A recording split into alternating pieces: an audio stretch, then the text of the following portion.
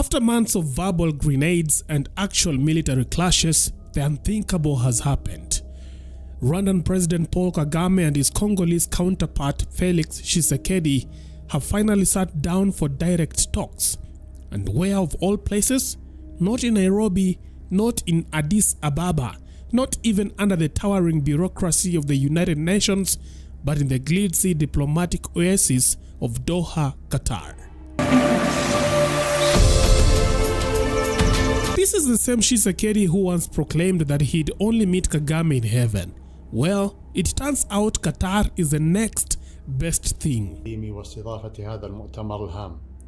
The two leaders, who have been locked in a bitter standoff over the M23 rebel crisis in eastern Congo, were seen seated alongside His Highness Sheikh Tamim bin Hamad Al Thani, Emir of Qatar, in photos that have since taken over social media. Qatar's Ministry of Foreign Affairs quickly released a statement painting a picture of progress.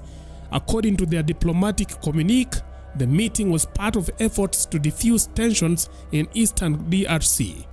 Both leaders reaffirmed their commitment to an immediate and unconditional ceasefire and pledged to continue discussions based on the frameworks set by the Luanda and Nairobi peace processes. Kagame and Tshisekedi even took a moment to thank their Qatar hosts for facilitating the talks, something no other mediator had managed to do successfully. Call upon the international community to step up. But why Qatar? This is where things get interesting. Why did it take an Arab nation, one that is thousands of miles away, to bring Kagame and Tshisekedi together? Why not Nairobi, Dodoma, Addis Ababa, or even Kinshasa?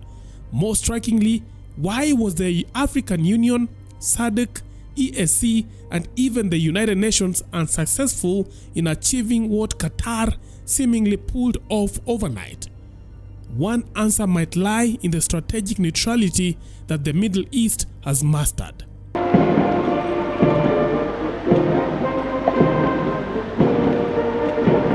While Western powers have largely taken sides in the DRC-Rwanda conflict, with Kagame often painted as the aggressor, Qatar offered an unbiased stage, freed from international political baggage.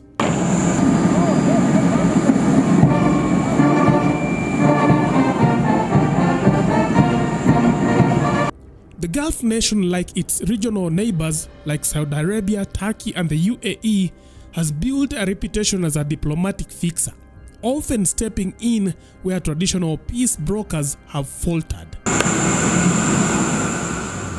Another overlooked factor is Kagame's personal ties with Qatar. The Rwandan president has long maintained warm relations with Sheikh Tamim, making multiple visits to Doha over the years. Was there a recent meeting in Qatar at Kagame's request? Did he reach out to his old friend to mediate a discussion he knew wouldn't happen elsewhere? While the details remains under wraps, one thing is certain right here. Qatar has emerged as the unexpected problem solver where Africa's own leaders have failed. Of the East African community and SADC member states. The fact that no African leader or institution managed to facilitate such a meeting is, frankly, an embarrassment. Prior attempts by African heads of states to mediate between Kagame and Tshisekedi either collapsed into diplomatic dead ends or exacerbated existing tensions. We demand 5 immediate actions, very actionable and very precise. Firstly, the unconditional withdrawal of Rwandan troops from sovereign Congolese territory. There is no path to sustainable, peaceful resolution without this crucial step. So let me ask this directly, Mr. President. Today, on the 3rd of February, does Rwanda currently have any troops at all in Eastern DRC? I don't know. You're the commander-in-chief. Yeah, there are many things I don't know. But if you want to ask me, is there a problem in Congo that concerns Rwanda, and that Rwanda would do anything to protect itself? I'd say 100%.